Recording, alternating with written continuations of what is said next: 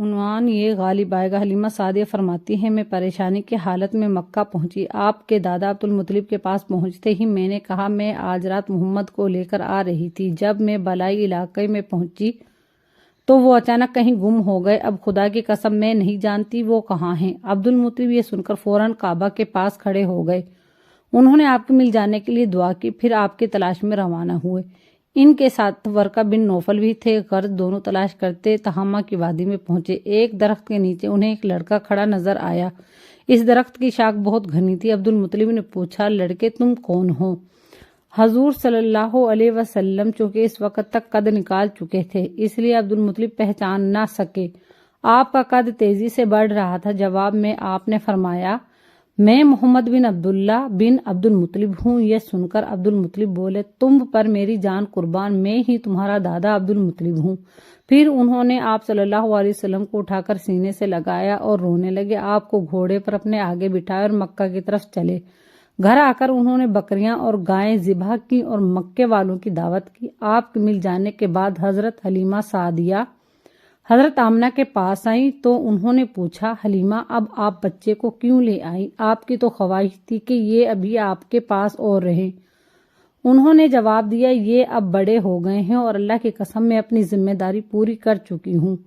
میں خوف محسوس کرتی رہتی ہوں کہیں انہیں کوئی حادثہ نہ پیش آ جائے، لہٰذا انہیں آپ کے سپرد کرتی ہوں۔ حضرت آمنہ کو یہ جواب سن کر حیرت ہوئی، بولی مجھے سچ سچ بتاؤ ماجرا کیا ہے؟ تب انہوں نے سارا حال کہہ سنایا۔ حلیمہ سعدیہ نے دراصل کئی عجیب و غریب واقعات دیکھے تھے۔ ان واقعات کی وجہ سے وہ بہت پریشان ہو گئی تھی۔ پھر سینہ مبارک چاک کیے جانے والا واقعہ پیش آیا تو وہ آپ کو فوری طور پر واپس کرنے پر مجبور ہوئیں۔ وہ چند واقعات حضرت حلیمہ رضی اللہ عنہا اس طرح بیان کرتی ہیں ایک مرتبہ یہودیوں کی ایک جماعت میرے پاس سے گزری۔ یہ لوگ آسمانی کتاب تورات کو ماننے کا دعویٰ کرتے تھے۔ میں نے ان سے کہا کیا آپ لوگ میرے اس بیٹے کے بارے میں کچھ بتا سکتے ہیں؟ ساتھ ہی میں نے حضور اکرم صلی اللہ علیہ وسلم کی پیدائش کے بارے میں انہیں تفصیلات سنائیں۔ یہودی تفصیلات سن کر آپس میں کہنے لگے اس بچے کو قتل کر دینا چاہیے۔ یہ کہہ کر انہوں نے پوچھا کیا یہ بچہ یتیم ہے؟ میں نے ان کی بات سن لی تھی کہ وہ ان کے قتل کا ارادہ کر رہے ہیں، سو میں نے جلدی سے اپنے شوہر کی طرف اشارہ کرتے ہوئے کہا نہیں یہ رہے اس بچے کے باپ۔ تب انہوں نے کہا اگر یہ بچہ یتیم ہوتا تو ہم ضرور اسے قتل کر دیتے۔ یہ بات انہوں نے اس لیے کہی کہ انہوں نے پرانی کتابوں میں پڑھ رکھا تھا کہ ایک آخری نبی آنے والے ہیں، ان کا دین سارے عالم میں پھیل جائے گا، ہر طرف ان کا بول بالا ہوگا، ان کی پیدائش اور بچپن کی علامات ہوں گی اور یہ کہ وہ یتیم ہوں گے۔ اب چونکہ ان سے حلیمہ سعدیہ نے یہ کہہ دیا کہ یہ بچہ یتیم نہیں ہے تو انہوں نے خیال کر لیا کہ یہ وہ بچہ نہیں ہے۔ اس طرح انہوں نے بچے کو قتل کرنے کا ارادہ ترک کر دیا۔ اسی طرح ان کے ساتھ یہ واقعہ پیش آیا۔ ایک مرتبہ وہ آپ کو عکاظ کے میلے میں لے آئیں۔ جاہلیت کے دور میں یہاں بہت مشہور میلہ لگتا تھا۔ یہ میلہ طائف اور نخلہ کے درمیان میں لگتا تھا۔ عرب کے لوگ حج کرنے آتے تو شوال کے مہینے اس میلے میں گزارتے، کھیلتے کودتے اور اپنی بڑائیاں بیان کرتے۔ حلیمہ سعدیہ رضی اللہ عنہا آپ کو لیے بازار میں گھوم رہی تھی کہ ایک کاہن کی نظر آپ پر پڑی۔ اس میں آپ کی نبوت کی تمام علامات نظر آ گئیں۔ اس نے پکار کر کہا لوگو اس بچے کو مار ڈالو۔ حلیمہ اس کاہن کی بات سن کر گھبرا گئی اور جلدی سے وہاں سے سرک گئی۔ اس طرح اللہ تعالیٰ نے حضور صلی اللہ علیہ وسلم کی حفاظت فرمائی۔ میلے میں موجود لوگوں نے کاہن کی آواز سن کر ادھر ادھر دیکھا کہ کس بچے کو قتل کرنے کے لیے کہا گیا ہے، مگر انہیں وہاں کوئی بچہ نظر نہیں آیا۔ اب لوگوں نے کاہن سے پوچھا کیا بات ہے، آپ کس بچے کو مار ڈالنے کے لیے کہہ رہے ہیں؟ اس نے ان لوگوں کو بتایا میں نے ابھی ایک لڑکے کو دیکھا ہے، معبودوں کی قسم وہ تمہارے دین کے ماننے والوں کو قتل کرے گا، تمہارے بتوں کو توڑے گا اور وہ تم سب پر غالب آئے گا۔ یہ سن کر لوگ آپ کی تلاش میں ادھر ادھر دوڑے لیکن ناکام رہے۔ حلیمہ سعدیہ آپ صلی اللہ علیہ وسلم کو لیے واپس آ رہی تھی کہ ذی الحجاج سے ان کا گزر ہوا۔ یہاں بھی میلہ لگا ہوا تھا۔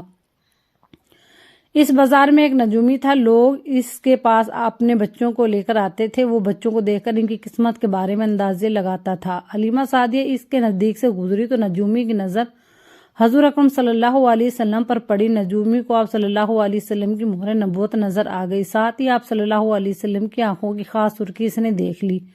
وہ چلا اٹھا اے عرب کے لوگوں اس لڑکے کو قتل کر دو، یہ یقیناً تمہارے دین کے ماننے والوں کو قتل کرے گا، تمہارے بتوں کو توڑے گا اور تم پر غالب آئے گا۔ یہ کہتے ہوئے وہ آپ کی طرف جھپٹا، لیکن اسی وقت وہ پاگل ہو گیا اور اسی پاگل پن میں مر گیا۔ اور واقعہ سیرت ابن حشام میں ہے کہ حبشہ کے عیسائیوں کی ایک جماعت حضور اکرم صلی اللہ علیہ وسلم کے پاس سے گزری۔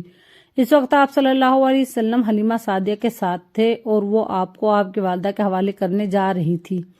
ان عیسائیوں نے آپ صلی اللہ علیہ وسلم کی مونڈھوں کے درمیان میں مہر نبوت کو دیکھا، آپ صلی اللہ علیہ وسلم کی آنکھوں کی سرخی کو بھی دیکھا۔ انہوں نے حلیمہ سعدیہ سے پوچھا، کیا اس بچے کی آنکھوں میں کوئی تکلیف ہے؟ انہوں نے جواب میں کہا، نہیں، کوئی تکلیف نہیں، یہ سرخی تو ان کی آنکھوں میں قدرتی ہے۔ ان عیسائیوں نے کہا، تب اس بچے کو ہمارے حوالے کر دو، ہم اسے اپنے ملک لے جائیں گے۔ یہ بچہ پیغمبر ہے اور بڑی شان والا ہے، ہم اس کے بارے میں سب کچھ جانتے ہیں۔ حلیمہ سعدیہ سنتے ہی وہاں سے جلدی سے دور چلی گئی، یہاں تک کہ آپ صلی اللہ علیہ وسلم کو آپ صلی اللہ علیہ وسلم کی والدہ کے پاس پہنچا دیا۔ ان واقعات میں جو سب سے اہم واقعہ ہے وہ سینہ مبارک چاک کرنے والا تھا۔ روایات سے یہ بات ثابت ہے کہ آپ صلی اللہ علیہ وسلم کے سینہ مبارک پر سلائی کے نشانات موجود تھے، جیسا کہ آج کل ڈاکٹر حضرات آپریشن کے بعد ٹانکے لگاتے ہیں۔ ٹانکے کھول دیے جانے کے بعد بھی سلائی کے نشانات موجود رہتے ہیں۔ اس واقعے کے بعد حلیمہ سعدیہ اور اس کے خاوند نے فیصلہ کیا کہ اب بچے کو اپنے پاس نہیں رکھنا چاہیے۔ جب حضرت حلیمہ سعدیہ نے آپ صلی اللہ علیہ وسلم کو حضرت آمنہ کے حوالے کیا، اس وقت آپ صلی اللہ علیہ وسلم کی عمر 4 سال تھی۔ ایک روایت یہ ملتی ہے کہ اس وقت عمر شریف 5 سال تھی، ایک تیسری روایات کے مطابق عمر مبارک 6 سال ہو چکی تھی۔ جب حلیمہ سعدیہ نے آپ صلی اللہ علیہ وسلم کو حضرت آمنہ کے حوالے کیا تو اس کے کچھ دنوں بعد حضرت آمنہ انتقال کر گئی۔ والدہ کا سایہ بھی سر سے اٹھ گیا۔ حضرت آمنہ کی وفات مکہ اور مدینہ کے درمیان ابوا کے مقام پر ہوئی۔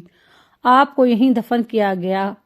ہوا یہ کہ آپ صلی اللہ علیہ وسلم کی والدہ آپ صلی اللہ علیہ وسلم کو لے کر اپنے میکے مدینہ منورہ گئی۔